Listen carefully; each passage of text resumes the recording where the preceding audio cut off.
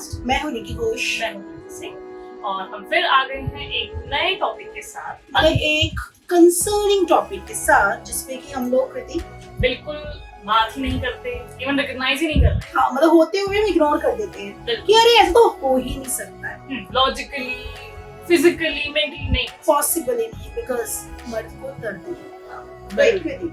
सो topic का नाम कृति क्या है आज? सेक्सुअल असॉल्ट या सेक्सुअल वायलेंस अगेंस्ट मेन। सही सुना आप लोगों ने, मैन। इस बार हम वुमेन की बात नहीं कर रहे, बिकॉज ये वुमेन के साथ तो होता है, जग जाहिर है, सबको पता ही है, हम उसमें बहुत बातें करते हैं, मीडिया कवरेजेस भी होती है, रियली होती है, एंड वी आर होपिंग कि इसी के वुमेन्स को प्रोटेक्ट करने के लॉ हमारी जो एडमिनिस्ट्रेशन है वो कुछ ना कुछ अच्छा फैसला जरूर लेगी, राइट? बट आज हम बात करने वाले मैन के खिलाफ जो सेक्सुअल असॉल्ट होता है या वायलेंसेस होती हैं, जिस पर इतनी बात नहीं करती, मीडिया कवरेज नहीं करती, मतलब है ही ना के बराबर ही है। तो देखा जाए तो कोई किसी को पता ही नहीं होगा। हाँ, गिने चुने रेट हमें पता होंगे कुछ ऐसे केसेस जिसमें शायद सेक्सुअल असॉल्ट या जबरदस्ती किसी के साथ कोई सेक्सुअल वायलेंस हुआ हो, किसी आदमी के साथ या किसी बच्चे के साथ, तो ऑब्वियसली बहुत कंसर्निंग है। कंसर्निंग तो है, सब इसके लिए इंडिया में कोई लॉ नहीं है। मतलब हम अगर बात करें रेप लॉ जो कहती है सेक्शन 375, उसमें यही होता है, एक वुमेन जो होती है वो विक्टिम होती है। 99% केस में करेक्ट है, मैं मना नहीं करूंगी नहीं होती, बट जो 1% मैंने छोड़ा ना, उसमें एक मैन भी विक्टिम हो सकता है, बिकॉज ऐसे भी लोग होते हैं जिनको फोर्सफुली चीजें करवाया जाता है, पेनिट्रेशन करवाया जाता है। बिल्कुल राइट।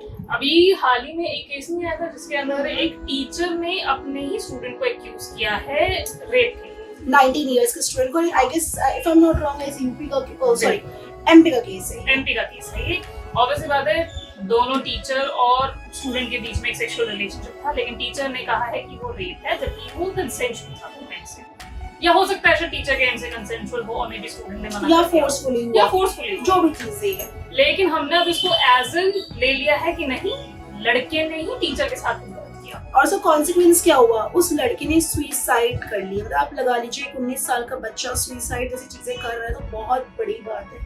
उसकी चीज में अगर दिमाग में ये चीजें इम्प्लांट हो रही है कि मेरी जिंदगी खराब हो चुकी है, बिकॉज आपको पता है पुलिस केस, ये वो सारी चीजें हैं, तो एक तरह से वैसे हो ही गई है ना। हाँ। क्योंकि अभी देखा जाए तो चाहे वुमेन के साथ असॉल्ट हो, मेल के साथ असॉल्ट हो, लेकिन at the end of the day हमारा लॉ के according a man is the rapist. Yes, a man is always a predator जो कि रेप करता है।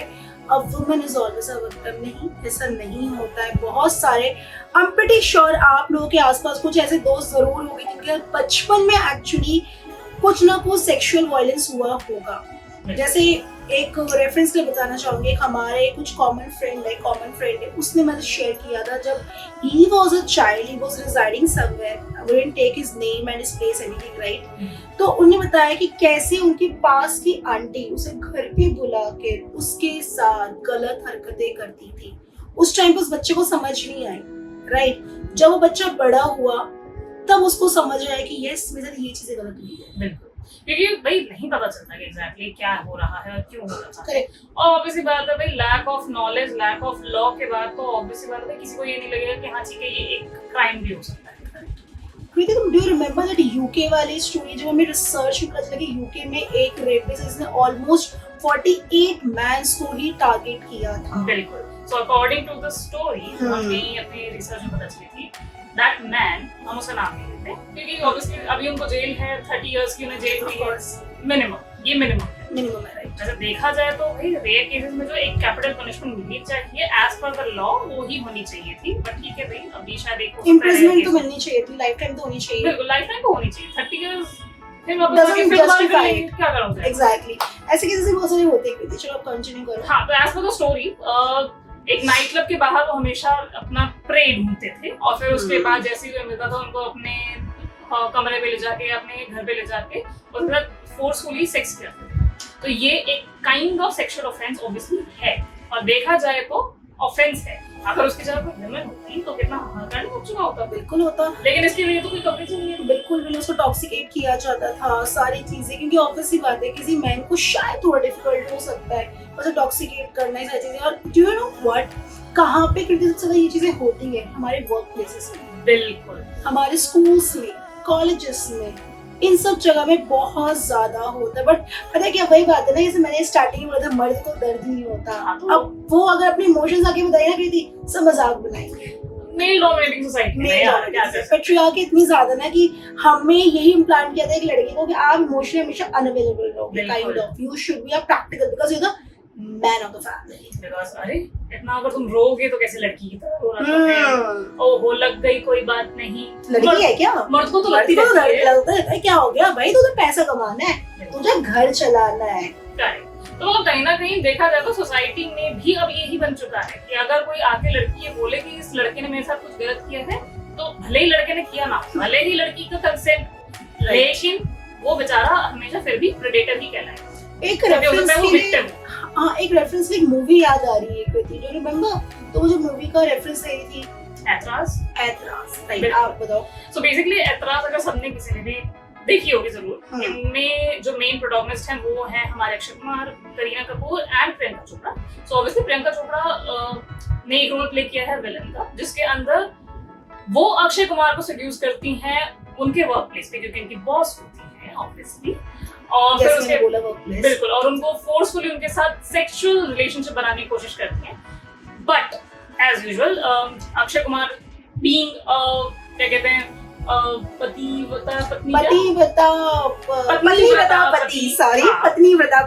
तो which is very good। तो वो क्या है, तो पर वो इस चीज के लिए मना कर देते हैं प्रियंका चोपड़ा को, बट फिर वो उनके ऑब्वियसली एक गलत इल्जाम लगाती है कि इन्होंने उनके साथ सेक्सुअली रिलेशनशिप बनाने की कोशिश की, फोर्सफुली फोर्स करने की कोशिश एक्यूज किया।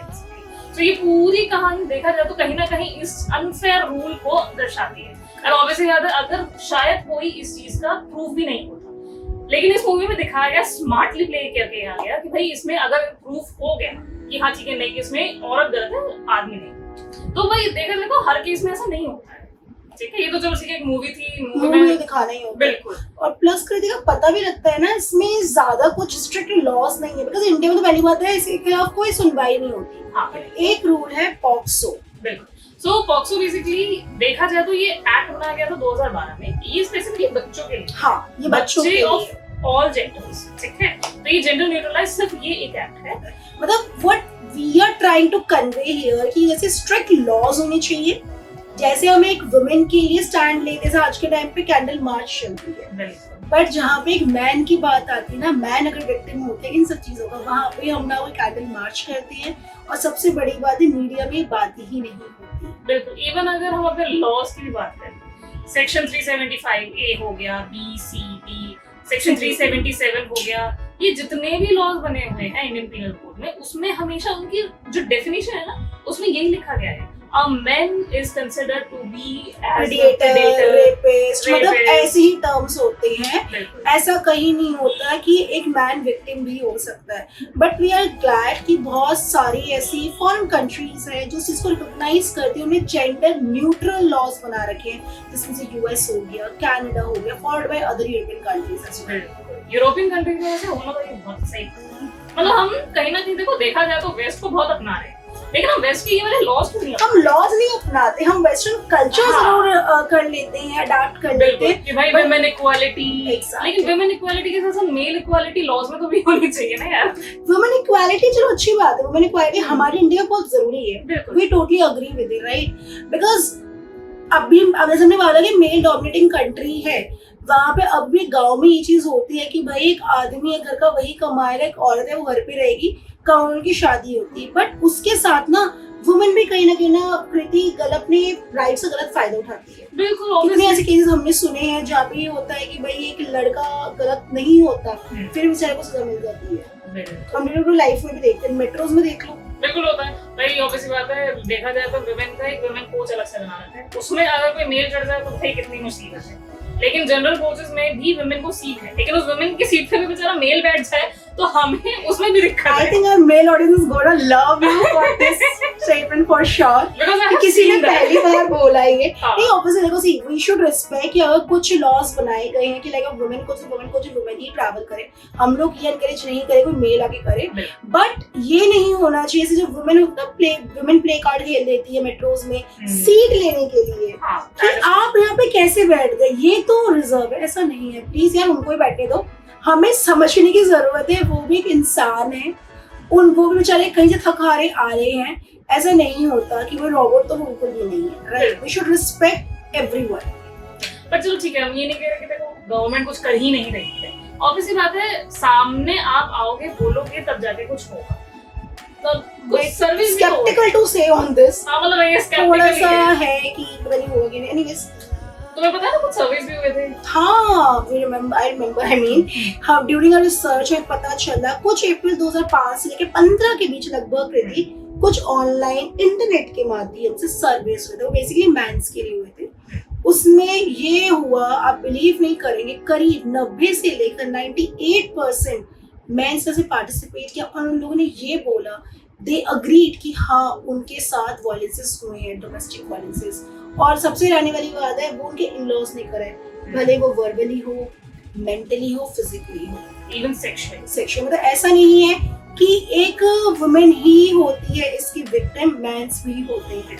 बिल्कुल होता है। इसके अलावा ना एक 2007 में भी केंद्र गवर्नमेंट ने ना कभी एक सर्वे किया था, तो उसके अंदर ये पता चला कि अप्रोक्सीमेटली 52.3% के करीब कुछ हमारी मेल जनता है, which includes every age group, उसमें उनमें सबसे ज्यादा सेक्सुअल अब्यूज हुआ था। सेक्सुअल अब्यूज एक्चुअली लड़कों का बहुत ज्यादा होता है बचपन से, हम तो डिटेल में तो नहीं जा रहे हैं किस हिसाब से होता है। I am pretty sure everybody knows कि कैसे होता है, बट बेचारे वही होता है ना, आके बता नहीं सकते, और आके अगर बता देंगे पेरेंट्स इससे इनको शायद एक्सेप्ट नहीं कर पाते। ऑफ कोर्स कैसे करेंगे यार, मतलब तुम्हें शायद कैसे आगे बोलेंगे कि मेरे साथ ये हुआ, और मानेगा कौन? क्यों नहीं बोल सकते? पेरेंट्स को मानना चाहिए, क्यों नहीं मान सकते? अब वही बात है ना, प्रूफ करने के लिए शायद उनके पास एविडेंस नहीं होगी, बट ट्राई टू अंडरस्टैंड। अगर मुझे लगता है if your partner, if your brother, if anyone around you, any man is coming, it's not about a homosexual personalities, एक स्ट्रेट पर्सन की या हेटेरोसेक्सुअल बंदे की बात हो रही है, अगर वो आके बोल रहा है ना, प्लीज उसको मजाक मत बनाओ, उस चीज को समझो, सपोर्ट करो। ये मत बोलो अरे तेरे साथ कैसे हो सकता है, तू थोड़ी कर, तेरे साथ थोड़ी, तू तो मजा ही आया होगा। सबसे कॉमन लाइन तो ये बोला, तू तेरे साथ थोड़ी, तो मजा ही आया होगा। ये हमारी परसेप्शन बड़ी गलत है यहाँ पे। बिल्कुल। चलो ये तो खैर आपकी रिसेंटली बात है, जब मैं छोटी थी तब का मुझे एक केस याद है, मैं ऐसी न्यूज़पेपर शायद पढ़ रही थी, उस टाइम में पता चला था एक प्रेग्नेंट वुमेन ने जबरदस्ती सेक्सुअल इंटरकोर्स किया था एक मेल से। सोचो, जबरदस्ती होता है। और फिर उसके बाद इसकी कोई सुनवाई तो खैर ऑब्वियसली Obviously नहीं, नहीं। क्योंकि माना ही नहीं गया था। ये प्रूफ हो क्या था, उसने इनफैक्ट जो वुमेन थी उसने ये भी कर लिया था कि हाँ मैंने किया है, बट एज यूजुअल हम लैक कर रहे थे, तो फॉलो ही नहीं है। एग्जैक्टली यही तो चीजें होती है कि समटाइम ये होता है, जो प्रेडेटर होता है, जो रेपिस्ट होता है, मान भी लेता है। स्पेसिफिकली बात करें वुमेन के केस में, अगर उन्होंने किया तो ऐसा वो मान भी लेते, बट इसको पता है कि भाई कोई लॉज ही नहीं है, कोई सेव करने के लिए आएगा ही नहीं। बिल्कुल, तो इसलिए शायद ये कहानियां दबी की दबी रह कभी कभी बाहर नहीं आती। बिल्कुल। तो लेकिन ऑब्वियसली देखो बदलाव की बहुत जरूरत है। कोई लॉस तो आनी चाहिए। We should protect our those mens also जो एक्चुअली चीजें फेस कर रहे हैं। बिल्कुल, क्योंकि हर किसी ने अपनी लाइफ में ये जरूर किया, एक बार ना एक बार फेस किया होगा फॉर श्योर। हाँ, सबसे बड़ी बात ये होती है जो करते हैं ना, ऐसे जो लोग होते हैं वो हमारे कृति नॉन के लोग होते हैं, बिल्कुल सही। चाहे वो एक मैन के केस में, एक वुमेन के केस में, एक बच्चे केस में, बिल्कुल वही करते हैं ज्यादातर। बिल्कुल। और इनफैक्ट अभी मैं जब पिछले महीने ही ये शायद इन सब के बारे में बात कर रहे थे, so everyone out of 33% means men has faced some sexual offense during their work places में हाँ। भी, स्कूल्स, कॉलेज में, हर जगह वो लोग फेस करते हैं। सॉल्यूशंस उनके साथ हो ही नहीं है। बिल्कुल। लेकिन इस बारे में बात करने में बड़ा अजीब सा लगता है। ये अजीब ना हमने खुद ही बना रखा है। Right. बीइंग इन सोसाइटी हमको खुद ही चेंज करना पड़ेगा, and we should change from our own family, बिल्कुल, राइट? तभी तो सही होगी। That is what we have. हम अगर ये एक्सेप्ट करें कि एक लड़की सेक्सुअल वायलेंस का शिकार हो सकती है, तो मेल भी हो सकता है। तो लास्ट वीडियो में कृति ये बात है, जो रेप करने वाले लोग होते हैं ना, उनका ना अलग ही साइकोलॉजी होती है। कृति वही ना साइको होते हैं वो लोग, उनकी साइकी ना अलग ही काम कर रही होती है। कुछ मतलब नहीं है कि भाई लड़का है लड़की है, जब वो जानवर तो नहीं छोड़ते हैं तो वो लड़का या लड़की वो क्यों नहीं छोड़ेंगे, राइट? तो वही बात है, it's not about homosexual, heterosexual, हर किसी का रेप हो सकता है। देखो रेप का मतलब ही होता है कि मेरे कंसेंट के अलावा if somebody is touching me in a different way, that is considered as rape or sexual offense, right? बिल्कुल सही बात है। और ऑब्वियसली मुझे भी वही लगता है कि जब तक कुछ बड़ा एज यूजुअल हम जैसे वेट नहीं करते रहते, जब तक कुछ बड़ा नहीं होता तब तक हम लॉज में चेंज नहीं जब कर तक सकते। किसी, मुझे लगता है किसी लड़की के साथ ऐसे सेम केस हो गया ना, जैसे जैसे लड़कियां या निर्भया फिर हत्याकांड हो गया, जो अभी मोमिका। देवनाथ जी के साथ हुआ, तब तक शायद इसमें बात नहीं होगी। And we are not wishing कि ऐसा कुछ हम मौका दे, बिकॉज हम उस चीज का वेट ही क्यों करना है, Exactly. Right? So what we are appealing here from Ritiki's podcast to our government of India and our administrators who are making the laws, please आप इस चीज को भी कंसिडर करें, बिकॉज हमारे बेचारे मेंस भी हैं जो इन सब चीजों को फेस एक्चुअली कर रहे हैं और बेचारे किसी को बता भी नहीं पा रहे हैं। बिल्कुल, मतलब हम तो फिर भी शोर से जोश में आके बहुत कुछ बोलते कैंडी हैं, मार्च कर लेते हैं, मी टू एक्शन वो चला देते हैं, राइट? बट इसके अलावा मेल नहीं कर पा रहे हैं और वो कर भी नहीं सकते, कोई मानेगा नहीं। करेक्ट। सो इट्स बेटर कि इससे पहले कि हम रिग्रेट करें, हमें नए लॉज की बहुत जरूरत है या अमेंडमेंट्स की बहुत जरूरत है, ठीक है? सो आई थिंक यही है हमारी फिलहाल एक अपील। और इसके अलावा आज के एपिसोड हम खत्म भी कर रहे हैं, right? And will see you in the next episode. Till then take care of yourself and please be safe. अपने साथ पेपर्स पे रखें, चाहे मेल हो या फीमेल, हर कोई रखो, बहुत बिल्कुल। जरूरी। और सेल्फ डिफेंस भी सीखो, मतलब सेल्फ डिफेंस सीखना आज के टाइम में मुझे लगता है बहुत जरूरी। We are also planning to start learning self defence, because किसी को नहीं पता कब किसको किस मोमेंट पे जरूरत पड़ जाए। मतलब हर एक कॉन्सिक्वेंस के लिए आप तैयार रहें, ठीक है? और हर एक चीज को फेस करने के लिए हमेशा रेडी रहें। आज के टाइम में ना लड़का सेफ है, ना लड़की, ना जानवर, ठीक है? कोई सेफ नहीं है। सो अब हम आपसे विदा लेते हैं और थैंक यू सो मच। हमारी इस वीडियो को लाइक करो, शेयर करो एंड सब्सक्राइब करो, एंड थैंक यू।